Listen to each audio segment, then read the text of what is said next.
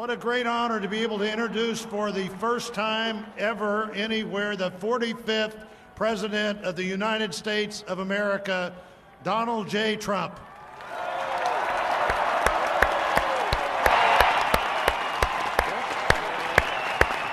Did I get that one right?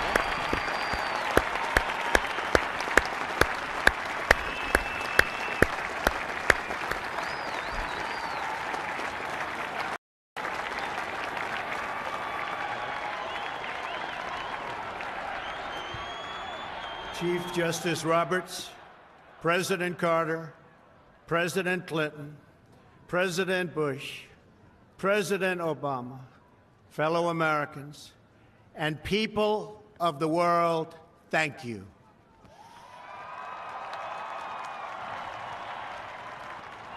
We, the citizens of America, are now joined in a great national effort to rebuild our country and restore its promise for all of our people.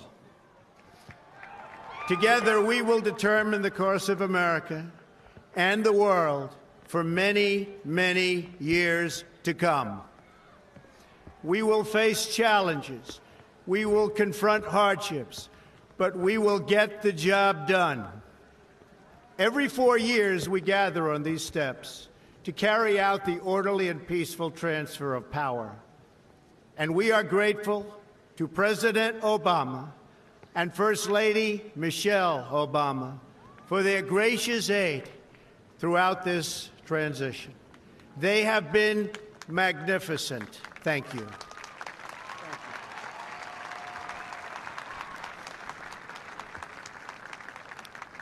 Today's ceremony, however, has very special meaning, because today we are not merely transferring power from one administration to another or from one party to another, but we are transferring power from Washington, D.C., and giving it back to you, the people.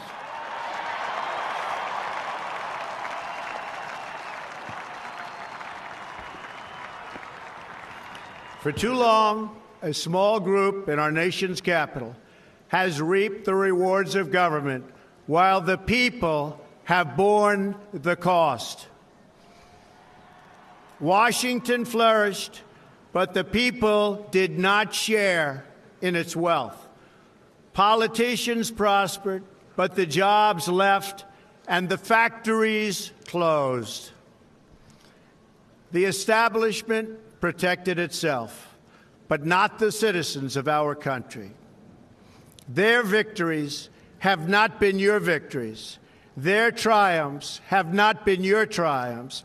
And while they celebrated in our nation's capital, there was little to celebrate for struggling families all across our land.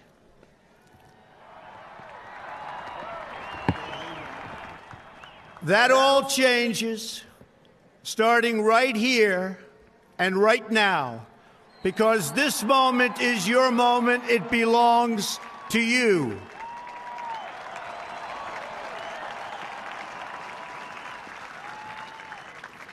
It belongs to everyone gathered here today and everyone watching all across America.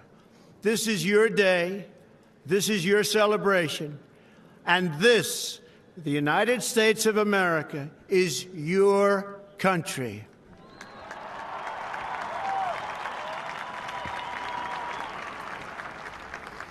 What truly matters is not which party controls our government, but whether our government is controlled by the people.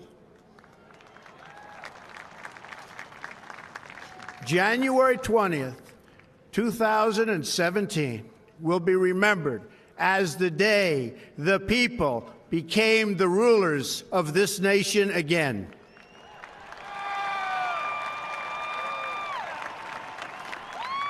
The forgotten men and women of our country will be forgotten no longer. Everyone is listening to you now. You came by the tens of millions to become part of a historic movement, the likes of which the world has never seen before. At the center of this movement is a crucial conviction that a nation exists to serve its citizens. Americans want great schools for their children, safe neighborhoods for their families, and good jobs for themselves. These are just and reasonable demands of righteous people and a righteous public. But for too many of our citizens, a different reality exists. Mothers and children trapped in poverty in our inner cities, rusted out factories scattered like tombstones across the landscape of our nation, an education system flush with cash, but which leaves our young and beautiful students deprived of all knowledge, and the crime and the gangs and the drugs that have stolen too many lives and robbed our country of so much unrealized potential. This American carnage stops right here and stops right now.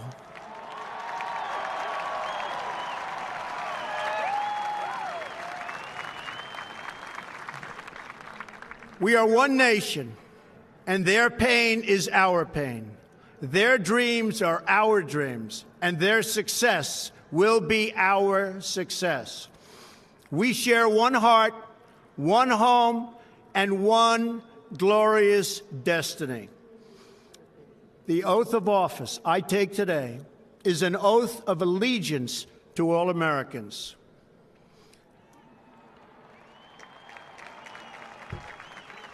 For many decades, we've enriched foreign industry at the expense of American industry, subsidized the armies of other countries while allowing for the very sad depletion of our military.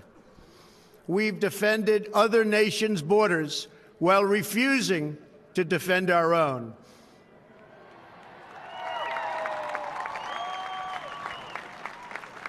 And spent trillions and trillions of dollars overseas while America's infrastructure has fallen into disrepair and decay. We've made other countries rich while the wealth, strength, and confidence of our country has dissipated over the horizon. One by one, the factories shuttered and left our shores, with not even a thought about the millions and millions of American workers that were left behind. The wealth of our middle class has been ripped from their homes and then redistributed all across the world. But that is the past, and now we are looking only to the future.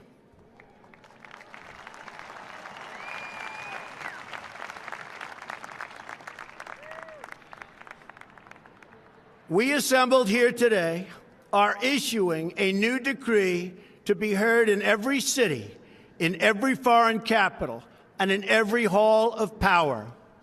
From this day forward, a new vision will govern our land. From this day forward, it's going to be only America first. America first.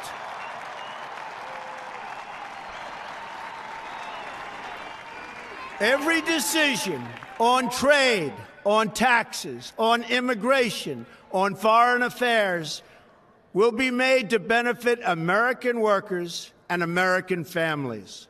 We must protect our borders from the ravages of other countries making our products, stealing our companies, and destroying our jobs.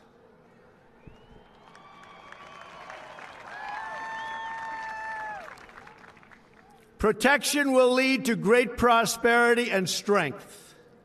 I will fight for you with every breath in my body, and I will never, ever let you down.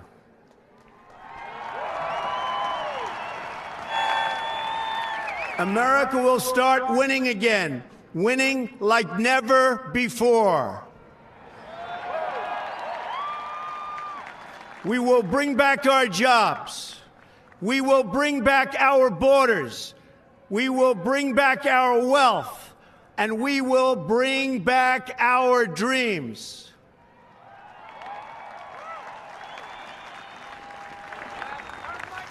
We will build new roads and highways and bridges and airports and tunnels and railways all across our wonderful nation. We will get our people off of welfare and back to work, rebuilding our country with American hands and American labor. We will follow two simple rules: buy American and hire American.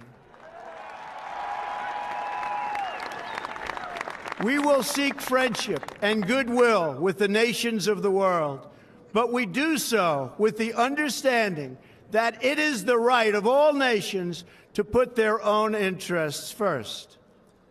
We do not seek to impose our way of life on anyone, but rather to let it shine as an example. We will shine for everyone to follow. We will reinforce old alliances and form new ones and unite the civilized world against radical Islamic terrorism, which we will eradicate completely from the face of the earth.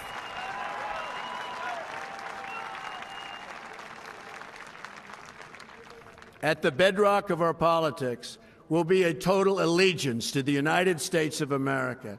And through our loyalty to our country, we will rediscover our loyalty to each other.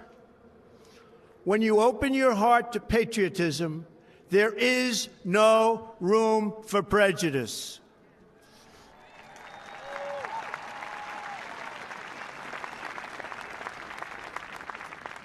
The Bible tells us how good and pleasant it is when God's people live together in unity. We must speak our minds openly, debate our disagreements honestly, but always pursue solidarity. When America is united, America is totally unstoppable.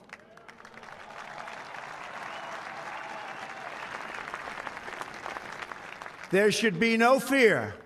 We are protected, and we will always be protected. We will be protected by the great men and women of our military and law enforcement.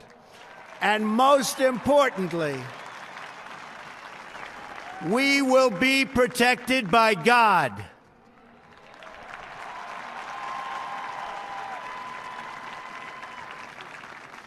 Finally, we must think big and dream even bigger.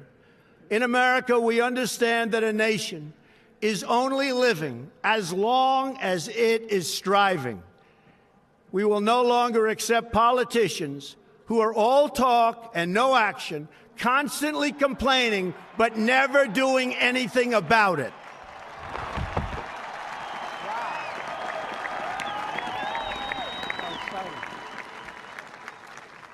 The time for empty talk is over. Now arrives the hour of action.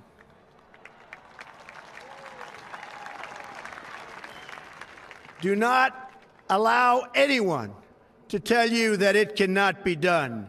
No challenge can match the heart and fight and spirit of America. We will not fail. Our country will thrive and prosper again. We stand at the birth of a new millennium, ready to unlock the mysteries of space, to free the earth from the miseries of disease, and to harness the energies, industries, and technologies of tomorrow. A new national pride will stir our souls, lift our sights, and heal our divisions. It's time to remember that old wisdom our soldiers will never forget, that whether we are black or brown or white, We all bleed the same red blood of patriots.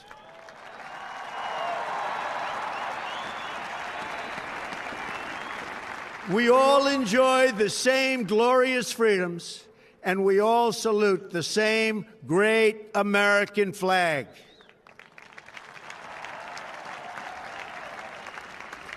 And whether a child is born in the urban sprawl of Detroit or the windswept plains of Nebraska, they look up at the same night sky, they fill their heart with the same dreams, and they are infused with the breath of life by the same almighty Creator.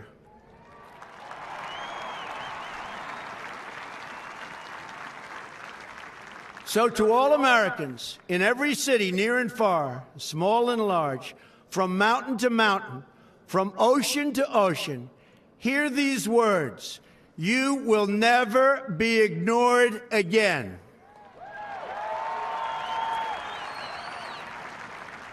Your voice, your hopes, and your dreams will define our American destiny. And your courage and goodness and love will forever guide us along the way. Together, we will make America strong again. We will make America wealthy again. We will make America proud again. We will make America safe again. And yes, together, we will make America great again. Thank you, God bless you, and God bless America. Thank you. God bless America.